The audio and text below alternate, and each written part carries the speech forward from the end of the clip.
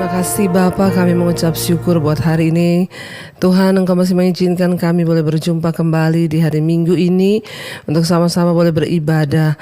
Terima kasih Bapa, berbicara bagi kami dan terus sampaikan firman-Mu agar hidup kami Tuhan boleh dituntun ke dalam segala jalan kebenaran-Mu. Urapi setiap kami, urapi hamba-Mu yang tidak ada apa-apanya Bapa. Dalam nama Tuhan Yesus, Roh Kudus, Engkau yang berbicara. Kami mengucap syukur dan kami sambut firman Tuhan. Haleluya. Amin, amin, amin. Iya, shalom saudara. Selamat siang, kita kembali berjumpa ya di tanpa terasa. Kita terus melalui hari demi hari, bulan demi bulan, bahkan kita sudah ada di akhir bulan ya pada hari ini. Dan saya berdoa ya, tahun ini adalah tahun kemenangan atas setiap kita.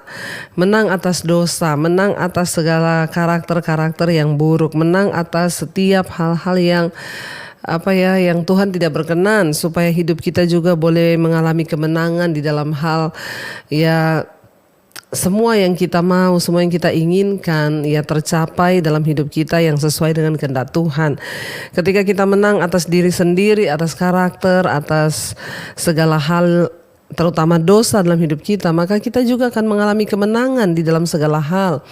Dalam hal keuangan, di dalam hal ya keterpurukan, di dalam sakit penyakit, bahkan karena banyak orang saudara yang ya keadaan fisiknya itu terjadi akibat dosa yang ada dalam dirinya. Saudara, orang yang berjalan bersama dengan Tuhan ya akan melihat ada begitu banyak hal baru yang akan Tuhan kerjakan di dalam hidupnya. Jangan mau tinggal tetap dalam keadaanmu saudara, tapi mintalah agar Tuhan terus bekerja supaya kita bisa mengalami kemenangan demi kemenangan ketika kita mau taat. Nah, salah satu kegagalan dari ada banyak orang Kristen adalah mereka tidak bijaksana di dalam menjalani hidup saudara ya. Dan salah satu kunci kemenangan adalah bagaimana kita hidup dalam kebijaksanaan, punya sikap yang bijaksana. Hari-hari ini begitu banyak orang datang kepada saya dan bertanya, "Bu, kenapa hidup saya jadi begini?" Saya dulu waktu menikah berdoa loh Bu ya. Saya berdoa minta jodoh yang seiman ya. Tapi apa yang terjadi? Apa yang saya alami sekarang ya? Buktinya saya sudah menikah dengan yang seiman, tapi apa yang saya dapatkan? Rumah tangga saya tidak berbahagia. Ada yang datang kepada saya, dulu saya mau bekerja sudah berdoa loh Bu, tapi ya kenapa pekerjaan saya seperti ini saja? Saudara, setiap persoalan yang kita alami di hidup ini jawabannya ada pada firman Tuhan. Ya, dan kita membutuhkan kebijaksanaan agar hidup ini semakin ya mengalami kemenangan demi kemenangan. Saya ingin kita baca dulu saudara. Ya, apa kata firman Tuhan? Bagaimana kita bisa memiliki kemenangan di dalam hidup kita? Bagaimana kita ini tidak mengalami hal-hal yang fatal dalam hidup kita sampai akhirnya kita merasa ya kalau sudah datang keadaan yang fatal lalu kita berkata Tuhan di mana, kenapa Tuhan nggak tolong, lalu banyak orang akan memilih untuk menyerah ya. Dan hari ini kita akan belajar Amsal 27 ayat 12 berkata begini saudara, orang yang bijak ya melihat malapetaka, bersembunyilah dia. Orang bijak melihat ya malapetaka, dikatakan kalau orang bijak melihat malapetaka bersembunyilah ia, tetapi orang yang tak berpengalaman berjalan terus lalu kena celaka.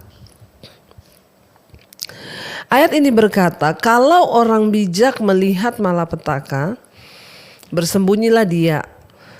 Ya, tetapi orang yang tak berpengalaman berjalan terus lalu kena celaka. Ada begitu banyak orang mengalami rancangan kecelakaan di dalam hidupnya. Kenapa saudara? Padahal Alkitab berkata, Tuhan bilang, aku ini tahu rancangan apa yang ada padaku ya mengenai kamu, yaitu rancangan kebahagiaan. Aku akan memberikan kepadamu hari depan yang penuh harapan, yang penuh kemenangan.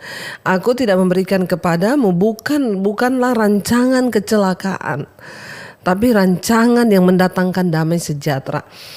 Tapi banyak orang datang dan berkata, tapi Bu, hidup saya ini kayaknya celaka terus. Ayat ini berkata, ya, kalau orang bijak melihat malapetaka, bersembunyilah ia. Tetapi orang yang tak berpengalaman berjalan terus lalu kena celaka. Banyak orang celaka dalam rumah tangga, celaka dalam usaha, celaka dalam berbisnis, celaka semua dalam segala hal. Kenapa? Karena penyebabnya satu, ya, tidak bijaksana, saudara. Untuk bisa memperoleh kemenangan dalam hidup ini, kita harus menjadi orang yang bijak, kata firman Tuhan. Supaya tidak banyak kecelakaan yang kita alami dalam hidup. Ya, jadi kita mengalami kemenangan demi kemenangan. Yuk kita baca bersama bagaimana menjadi orang bijaksana. Mazmur 119 kita baca bersama ayat 98 mulai. Firman Tuhan berkata di sana, perintahmu membuat aku lebih bijaksana daripada musuh-musuhku, sebab selama-lamanya itu ada padaku. Ayat 99, aku lebih berakal budi daripada semua pengajarku, sebab peringatan-peringatanmu ku renungkan. Ayat yang ke-100, aku lebih mengerti daripada orang-orang tua, sebab aku memegang titah-titahmu, ya.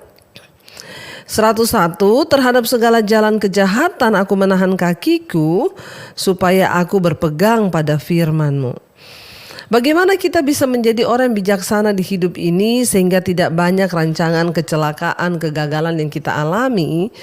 Ya, yang pertama ayat ini berkata, ayat 98, Mazmur 119, perintahmu membuat aku lebih bijaksana daripada musuh-musuhku, sebab selama-lamanya itu ada padaku.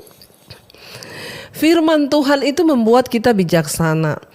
Ya, kenapa di sini dikatakan dari musuh-musuhku? Saudara, dalam hidup ini ada banyak orang yang ingin menjatuhkan kita. Dalam hidup ini ada banyak musuh, kita mau atau tidak, kita suka atau tidak. Bahkan mungkin orang yang dekat dengan kita pun akan menjadi musuh kita diam-diam. Ya, tapi itu ya sudahlah, ya itu urusannya memang ya seperti ini. Yang penting bagian kita tuh apa, saudara? Seringkali kita tidak kepengen bermusuhan, ya, tetapi Alkitab bilang ya akan ada musuh. Musuhnya siapa? Kadang teman sekerja, musuhnya siapa ya? Orang teman gereja, musuhnya siapa? Kadang ya keluarga sendiri, bahkan bisa menjadi musuh kita. Ya, kita yang penting tidak mencari musuh, saudara, tetapi memang akan ada musuh. Tapi firman ini berkata, perintahmu membuat aku lebih bijaksana daripada musuhku. Ini penting karena musuh itu selalu ingin menjatuhkan kita, ingin memfitnah kita. Ya, nah ketika kita menjadi orang yang mencintai firman Tuhan, kita bijaksana. Ya, dan ketika kita bijaksana, orang mau menjahatin kita seperti apapun, saudara, ya jadilah bijaksana, jadilah pelaku firman, ya lepaskan pengampunan, tidak usah balas. Ya, kenapa seringkali kita tidak mengalami rancangan kemenangan yang Tuhan janjikan? Karena ada banyak kali dalam hidup ini kita mau ngambil bagiannya Tuhan untuk membela diri. Padahal Alkitab bilang, serahkanlah semua persoalanmu ke dalam tangan Tuhan, sebab Ia yang membela kamu. Tapi kadang kita lebih suka bela diri sendiri. Akhirnya rancangan-rancangan Tuhan tidak terjadi dalam hidup kita. Firman Tuhan bilang, orang yang rendah hati itu akan melihat ya segala yang Tuhan firmankan, yang Tuhan janjikan, rencanakan terjadi dalam hidupnya. Tapi kalau kita tidak bijaksana, kita mengatur segala sesuatu dengan kekuatan kita, dengan hikmat kita sendiri, bahkan menghadapi musuh-musuh, ya kita pakai kekuatan dan hikmat kita, maka ya rencana Tuhan tidak akan pernah tergenapi, apalagi kemenangan akan kita lihat. Sebab ingat saudara, kemenangan menurut konsep dunia dengan kemenangan menurut konsep Tuhan itu berbeda. Ya, kalau konsep dunia berkata orang yang menang itu yang berhasil mengalahkan orang lain. Tapi kalau konsep Tuhan, kemenangan itu adalah orang yang berhasil menaklukkan keadaan dan dirinya sendiri. Ya, tanpa, dan dia harus bisa mengabaikan perasaannya, ya karena kita mau menuruti kepada firman Tuhan. Ayat ini berkata, ya, perintahmu itu membuat aku lebih bijaksana. Ingat, hanya orang bijaksana yang akan mengalami kemenangan. Bagaimana menjadi bijaksana? Ayo baca firman, renungkan firman, dan lakukan firman. Firman-Mu membuat aku lebih bijaksana dari semua musuh-musuhku. Yang kedua di sana dikatakan apa? Aku lebih berakal budi daripada semua pengajarku. Bayangkan saudara, pengajar loh ya. Kalau mau dipikir pengajar itu tuh harusnya lebih bijaksana. Pengajar itu ilmunya lebih tinggi. Tapi Alkitab berkata orang yang mencintai firman, orang yang suka dengan firman Tuhan, merenungkan firman dan melakukan firman, dia akan menjadi orang yang lebih bijaksana daripada pengajar-pengajarnya, daripada guru-gurunya. Tidak ada yang mustahil ketika firman kita pelajari, kita lakukan dalam hidup kita, maka firman itulah yang akan menambah akal budi bagi kita, saudara.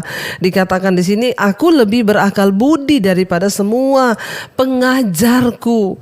Kalau mau dipikir pengajar ilmunya lebih tinggi, dia lebih pintar, tetapi orang yang melakukan firman, dia lebih berakal budi daripada pengajar-pengajarnya, ya. Karena itu, saudara, mari kita menjadi orang-orang yang mau mencintai firman, yang mau sungguh-sungguh mengasihi firman, merenungkan firman dan membaca firman.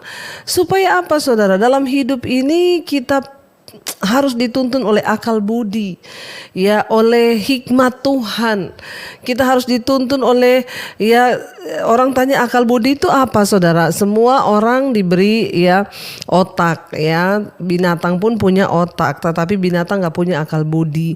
Manusia itu punya akal budi, tetapi ada orang yang mau menggunakan akal budinya, ada yang enggak. Bagaimana kita bisa mengasah akal budi kita menjadi tajam ketika kita mau merenungkan firman, membaca firman, bahkan melakukan firman? Kita menjadi orang yang lebih berakal budi. Saudara, kalau ketemu dengan orang, saudara, kita mau ngomong firman aja kita nggak usah pakai bahasa kita yang ribet. Kita juga nggak usah sebut itu firman. Saya banyak kali diundang berbicara di seminar yang itu bukan hanya orang Kristen.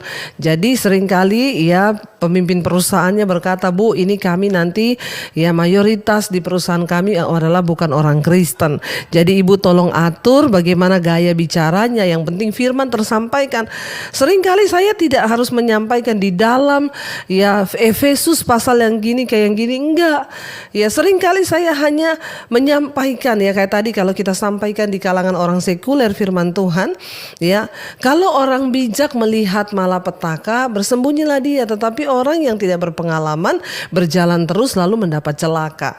Nah, kita ngomong begitu aja, saudara, itu sudah seperti hikmat yang itu hikmat yang sangat tinggi bagi orang sekuler yang tidak mengerti firman. Mereka akan luar biasa padahal itu firman. Kenapa ayat ini berkata orang yang suka merenungkan firman dia lebih berakal budi daripada pengajarnya?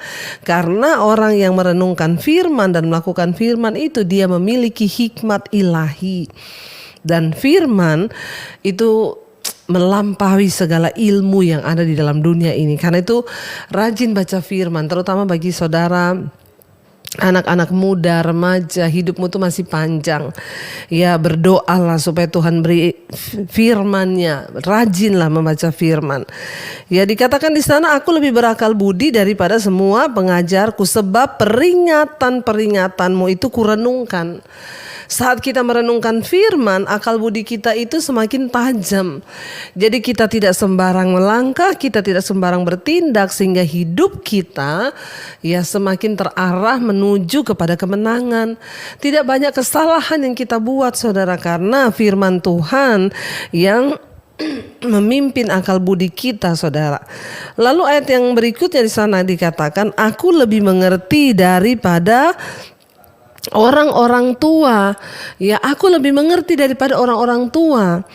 Saudara, menjadi tua itu adalah satu hal yang pasti, tetapi menjadi dewasa dan bijaksana itu pilihan. Tua itu pasti, tetapi dewasa dan bijaksana itu pilihan. Semua orang pasti akan jadi tua, tetapi tidak semua orang menjadi dewasa dan bijaksana. Hanya sedikit orang yang mau menjadi dewasa dan bijaksana. Karena itu seringkali kita dengar ada yang bilang ini, itu padahal udah tua loh, Bu, itu padahal orang tua loh, Bu, tapi saya heran ya, kelakuannya itu loh nggak berubah-berubah. Nah kenapa? Karena menjadi tua itu pasti, tetapi menjadi dewasa dan bijaksana itu pilihan saudara. Bagaimana kita bisa menjadi orang bijaksana, menjadi orang dewasa dalam segala pilihan hidup kita? Hidup ini dijalani perlu ditata. Bagaimana menata hidup menjadi lebih baik sesuai firman Tuhan. Jangan pakai logikamu sendiri, jangan pakai akal-akalanmu sendiri. Hidup ini jalani berdasarkan buku penuntunnya itu ada. Apa buku penuntun hidup? Firman Tuhan. Waktu kita merenungkan firman, ya kita menjadi bijaksana tadi, berakal budi. Ya, kita lebih bijaksana daripada musuh-musuh kita. Kita lebih berakal budi daripada para pengajar guru-guru kita. Dan di sini dikatakan aku lebih mengerti daripada orang-orang tua, sebab aku memegang titah-titahmu. Aku lebih berakal budi, aku lebih bijaksana, aku lebih mengerti ya daripada orang-orang tua karena aku memegang perintah-perintah Tuhan. Saudara, sudah tidak ada ilmu lain yang lebih tinggi di dunia ini selain firman Tuhan. Makanya orang yang mencintai firman, orang yang mau bergaul dengan firman, mau diubahkan oleh firman, hidupnya pasti mengalami perubahan. Tetapi kalau orang tidak mau bergaul dengan firman, tidak mau diubahkan hidupnya oleh firman, ya nasibmu akan begitu-begitu saja. Tidak mungkin engkau akan melihat kemenangan. Bertanya saudara, kita sudah melewati 2 tahun masa pandemi. Apakah hidupmu hanya begitu-begitu saja? Kalau hidup kita ikut Tuhan begitu-begitu saja, ada yang salah dengan karakter kita, ada yang salah dengan akal budi kita. Ya, tidak semua orang melayani Tuhan mau merenungkan firman dan melakukan firman. Ya, ini yang saya maksud. Ayo kita menjadi dewasa, karena menjadi tua itu adalah pasti, tapi dewasa dan bijaksana itu pilihan. Makanya ayat ini berkata, ketika kita hidup merenungkan firman, memegang titah-titah Tuhan dalam hidup kita, maka kita menjadi orang yang lebih mengerti daripada banyak orang tua.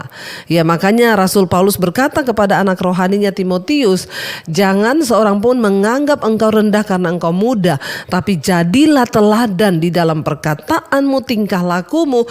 Tidak menjamin umur tua, saudara.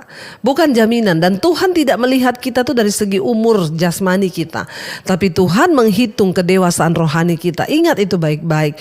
Bagaimana kita menjadi dewasa dalam rohani? Bergaul dengan firman, mau dibentuk oleh firman, pegang titah-titah Tuhan itu. Lalu yang terakhir saya dikatakan saudara, masih di Mazmur ya, Mazmur 119 ayat 101, terhadap segala jalan kejahatan aku menahan kakiku supaya aku berpegang pada firman-Mu. Terhadap segala jalan kejahatan aku menahan kakiku. Sebab ya, supaya aku berpegang pada firman-Mu. Hanya orang yang berpegang pada firman Tuhan yang dapat menahan kakinya dari segala kejahatan. Saya banyak melayani saudara, orang-orang yang sudah tua, bapak-bapak udah tua, ibu-ibu udah tua, masih selingkuh, masih mabok, masih merokok, masih melakukan dosa-dosa yang masih hidup dalam kepahitan. Hidup ini mau dibawa kemana saudara? Ayat ini berkata ya, terhadap segala jalan kejahatan aku menahan kakiku. Kita punya kuasa untuk menahan diri tidak melakukan dosa waktu kita memegang firman Tuhan. Banyak orang datang kepada saya dan berkata, Bu, bagaimana caranya saya bisa keluar dari dosa ini? Bagaimana caranya, Bu, saya ini terhindar? Saya ini jatuh bangun terus dalam dosa, Bu, kenajisan. Saya ini jatuh bangun terus dalam perselingkuhan. Saya bilang, karena kamu tidak mencintai firman, sama dengan kamu tidak mencintai Tuhan. Orang yang mencintai Tuhan, dia mencintai firman. Waktu kamu berpegang pada firman, kakimu itu terjaga dari jalan kejahatan. Tapi kalau engkau memilih hidup dengan hawa nafsumu, ya silakan saja. Ya, Tuhan juga gak pernah paksa orang. Engkau memilih untuk binasa, ya itu pilihanmu. Tapi dari awal Tuhan tidak menentukan kita untuk binasa. Tapi kalau engkau binasa, apalagi nasibmu saudara hancur berkeping-keping, ya hanya karena kesalahanmu, engkau tidak bijaksana, ya sudah terjadilah saudara. Hari ini kita sama-sama belajar terhadap segala jalan, ya, aku menahan terhadap segala jalan kejahatan, ya, aku menahan kakiku supaya aku berpegang pada firman-Mu.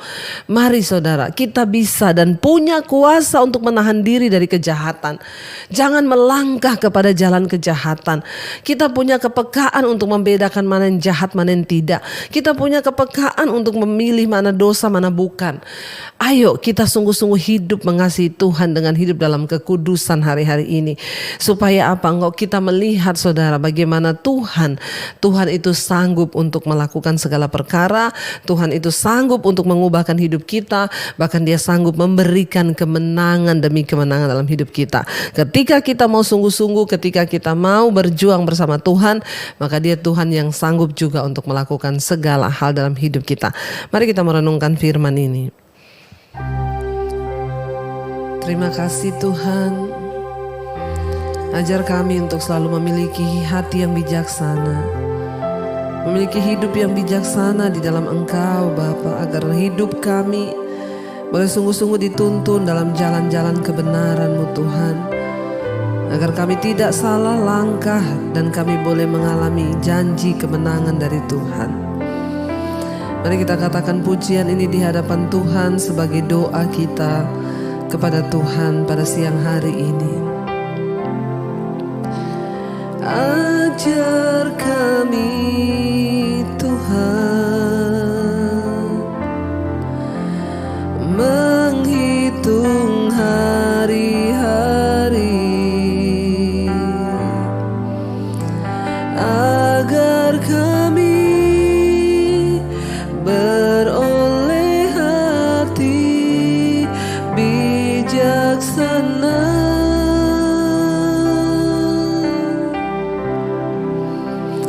Ajar kami Bapa hidup dalam jalan-Mu, agar semua rencana-Mu digenapi. Biar ini menjadi doa kita di hadapan Tuhan. Sekali lagi kita katakan, ajar kami Tuhan menghitung hari-hari kami. Ajar kami Tuhan menghitung hari-hari, agar kami beroleh hati bijaksana. Ajar kami Bapa, ajar kami Bapa hidup di jalan-Mu, hidup dalam jalan-Mu, agar semua rencana-Mu digenapi.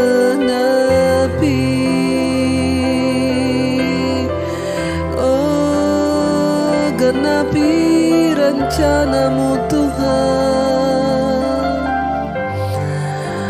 Kami tahu Tuhan punya rencana yang indah atas kehidupan setiap kami. Kami tahu rancangan Tuhan bukan rancangan kecelakaan, tetapi hari depan yang penuh dengan harapan. Hanya ketika kami memiliki hati yang bijaksana, hidup menurut firman dan ketetapan-ketetapan Tuhan, maka kami akan terhindar dari segala malapetaka, mara bahaya. Tuhan tolong kami sebagai suami-suami, sebagai istri, anak-anak, kami hidup takut akan Tuhan. Berkati setiap mereka juga para pengusaha. Sebagai pengusaha kami butuh hikmat Tuhan untuk memutuskan segala sesuatu. Sebagai anak-anak muda yang sedang bergumul dengan mencari jodoh dan pasangan hidup, Tuhan juga beri hikmat, akal budi, kebijaksanaan, agar kami tidak salah memilih, supaya rencana Tuhan tidak gagal atas hidup kami. Terima kasih Bapa. Bawa kami untuk terus merenungkan firman-Mu, mencintai firman-Mu, dan hidup di dalam firman Tuhan. Hamba berdoa untuk setiap mereka Bapa hari-hari ini yang sedang ada dalam pergumulan yang berat. Tuhan turut bekerja campur tangan mendatangkan kebaikan. Berapa banyak di antara saudara yang membutuhkan topangan doa hari ini? Angkat tanganmu di tempatmu, saya akan berdoa buat saudara. Bapa, Engkau melihat setiap tangan yang terangkat. Mereka yang sedang bergumul dengan sakit penyakit, Tuhan sembuhkan. Mereka yang bergumul dengan masalah keuangan, Tuhan pulihkan. Mereka yang bergumul dengan segala persoalan dan beban hidup yang berat, Tuhan Engkau yang sanggup memberi jalan keluar. Tolong setiap kami Bapa, berikan kebijaksanaan, akal budi, dan ajar kami untuk terus memiliki komitmen berpegang kepada firman Tuhan. Terima kasih Bapa, pengurapan-Mu turun atas setiap kami. Kami terus berdoa buat bangsa dan negara kami Indonesia. Berkat Tuhan tercurah bagi bangsa ini. Berkati Bapak Presiden Jokowi, wakilnya, dan seluruh jajaran kabinet yang ada. Bahkan setiap kami hari ini diberkati Tuhan. Mari buka hati dan tanganmu saudara. Terimalah kiranya berkat rahmat dari Allah Bapa, cinta kasih dari Tuhan Yesus Kristus, bahkan persekutuan dengan Allah Roh Kudus menyertai hidup kita semua mulai dari hari ini, bahkan sampai kali yang kedua Tuhan Yesus datang kembali menjemput setiap kita. Nama kita tercatat di dalam kitab kehidupan. Terima kasih Bapa, di dalam nama Tuhan kami Yesus Kristus kami sudah berdoa. Kami mengucap syukur dan kami terima semua berkat-Mu. Haleluya, haleluya, amin, amin, amin. Tuhan Yesus memberkati, shalom dan happy Sunday.